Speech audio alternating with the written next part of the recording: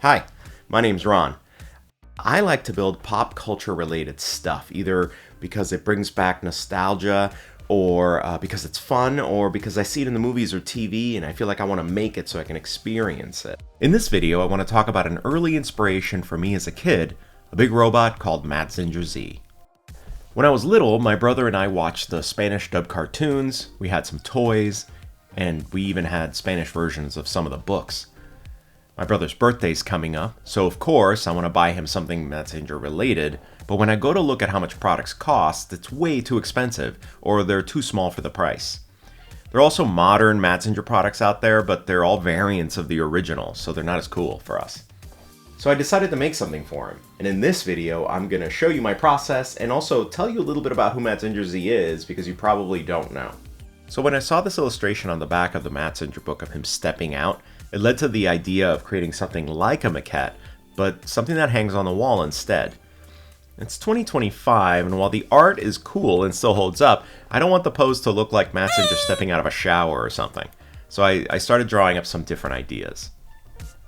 Once I landed on that, I modeled it in Fusion 360, which is great for 3D printing content because all the meshes are airtight from the start.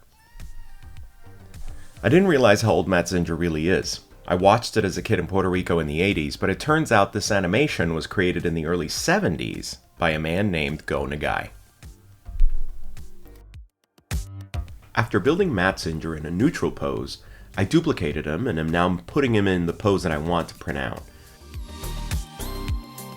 This means I'll always have an unposed model I can use to pose for other prints.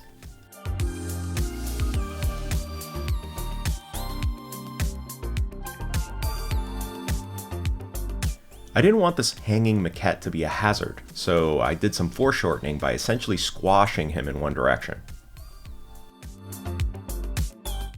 Before Go came along with this Mazinger Z idea, there had been other giant robots like Mechagodzilla or Tobor from Captain Video, but Mazinger was different because it introduced this idea of a human being inside the robot controlling it.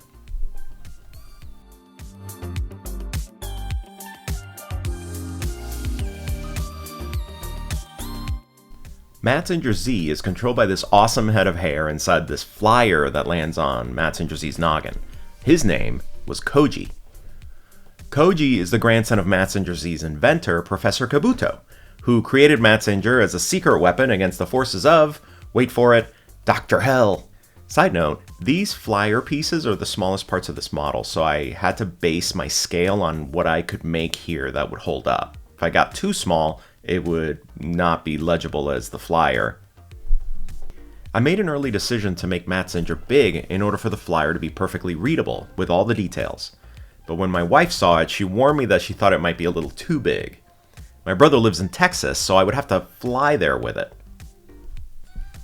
It wasn't until I printed the hand that it became incredibly apparent to me that I did go a little too big. So, of course, I'll make sure to mention to the wife that the plan all along was to make 2 copies of this piece, one large one for me, and one smaller one to take to Texas for my brother.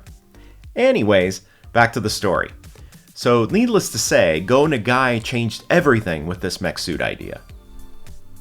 It inspired everything from Gundam to Voltron to Pacific Rim. Basically, anything that showed a human inside the robot controlling it can be traced back to good old Go and his Mazinger. Even Guillermo del Toro notes Mazinger Z is an originator for Pacific Rim.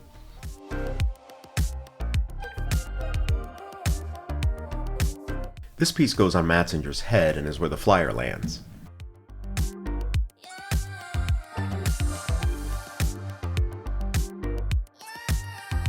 And then I got to thinking, I'm from Puerto Rico, Guillermo's from Mexico. What happened in the 80s that kids were watching anime on TV, like in Latin America? Turns out, while anime was generally growing in popularity in the 70s and 80s, the Spanish dubs of the series were particularly high quality compared with others for some reason, which may have led to audiences really loving and connecting with the shows.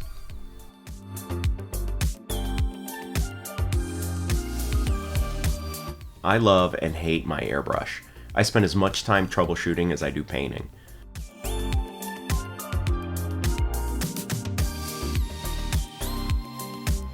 I flew the flyer around more than I care to admit.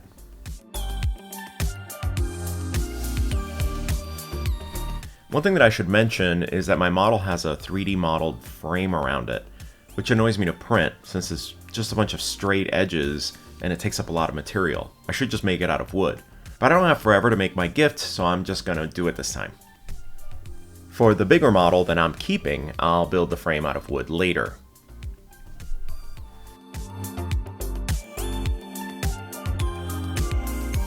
I paint a lot of minis and I use P3 paints. I use that same paint here, watered down to sort of a milky consistency for the airbrush.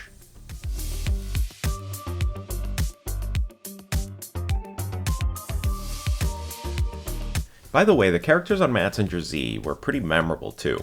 There was a wild-haired doctor, a villain that was half man, half woman, a two-headed robot.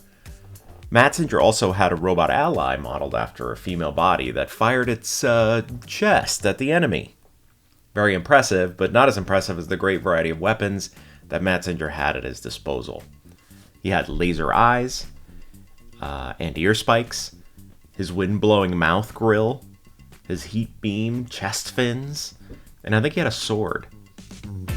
And very famously, he had firing fists, which I think also inspired any other firing fists in cinema history. This was the early 70s anyway.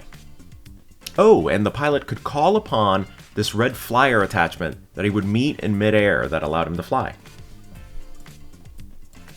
For now, I'm keeping parts that are different colors separate so they're easier to paint. Mazinger has a couple of metallic blues and silvers and yellow eyes and things. I considered painting him completely cartoony, but then decided on a more realistic look instead. Maybe my larger one will be a cartoony variant.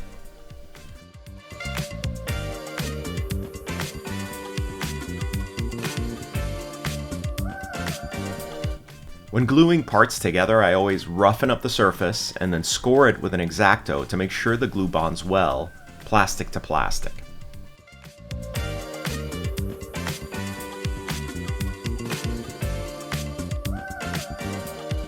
Great Mazinger was a sequel series, and Mazinger is redesigned a bit with a couple of pointy angles here and there.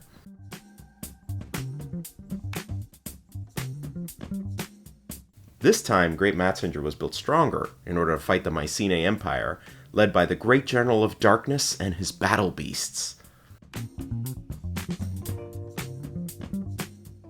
Didn't really like the way the bottom of the flyer turned out, but I have no time to turn back. Great Mazinger is now piloted by a different person, Tetsuya Tsurugi. And evidently, he has a small circle of friends who also pilot giant mechs. Legit felt like I was painting someone's nails in a nail salon.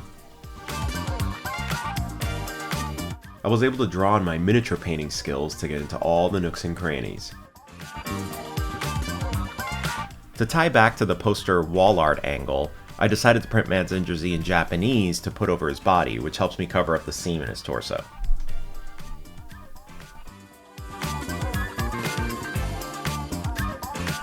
I want to paint the frame and letters in a bold color, and then I want to dry fit and glue it just to make sure everything works together.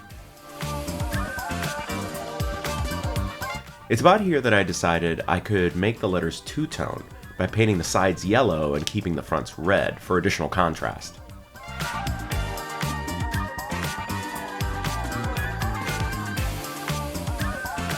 Protecting the red fronts didn't work as well as I'd hoped. I ended up having to touch up a lot of the yellow paint that slipped through. Red is a good undercoat here because it warms up the yellow and makes it a bit richer.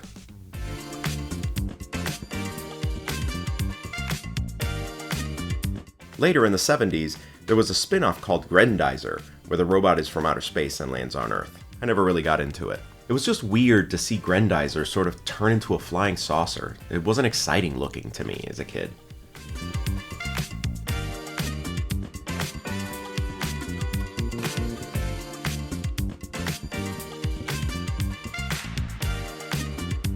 I designed a hole in the back so that you can hang it once the whole thing is intact.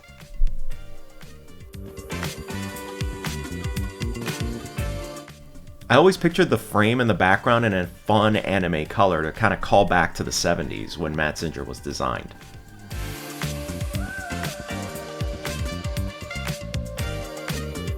Now that the frame is done, I can start assembling the final build and seeing how it's going to look. Any of the seams here you see will be covered by Mazinger's body.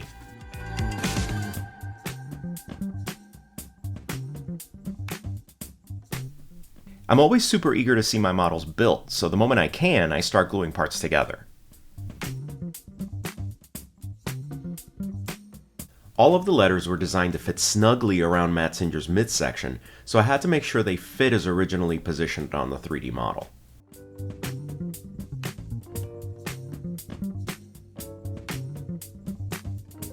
In the early 2000s, Mazinger Z was discovered in an abandoned laboratory, and he definitely looks more complicated.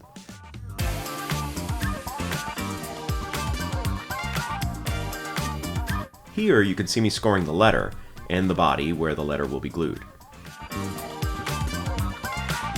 In 2009, Shin Mazinger was released, and we're back to Mazinger in its classic form, which I personally prefer.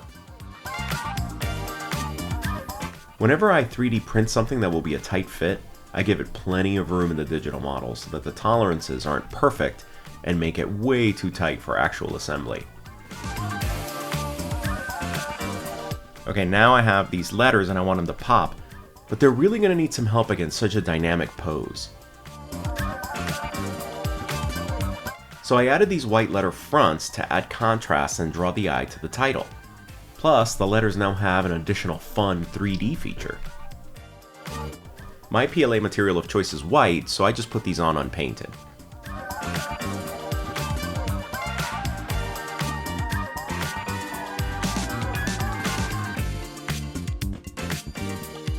But we're not done, folks, because in 2010, Mazinger Z SKL is released, and he barely looks like Mazinger anymore. He's got more of an organic, almost demonic look. Okay, I'm excited here because I'm now just fitting and gluing the last bits before I'm ready to pack it.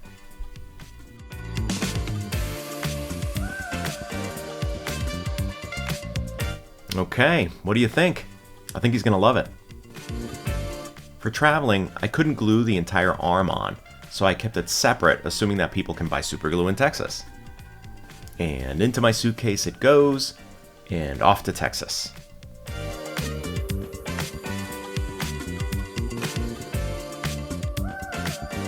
While in Dallas, we broke out the glue and finalized construction. My brother loved the gift, and now he just needs to choose where to put it on his wall. It's not hard to imagine why the idea of a young kid jumping into a cockpit and controlling a massive combat robot was an enticing one. While Mazinger Z never really caught on here in the States, anime surely has a place in nerddom, and plenty of folks are familiar with Gundam and Voltron, just to name a few examples. Power Rangers, right? Great Mazinger most recently had a movie release in 2018 in Japan, so that IP itself still draws a big crowd. Hope you enjoyed the video. My brother and I surely are enjoying our Mazinger statues on our walls, but you can too. Check out the link in the description below so you can download the files for your own Mazinger so you can print it out yourself. And if you're going to do that, you might as well like the video and subscribe to the channel, and check out the video that I'm also posting about the larger Mazinger variant that I painted and kept to myself. Peace.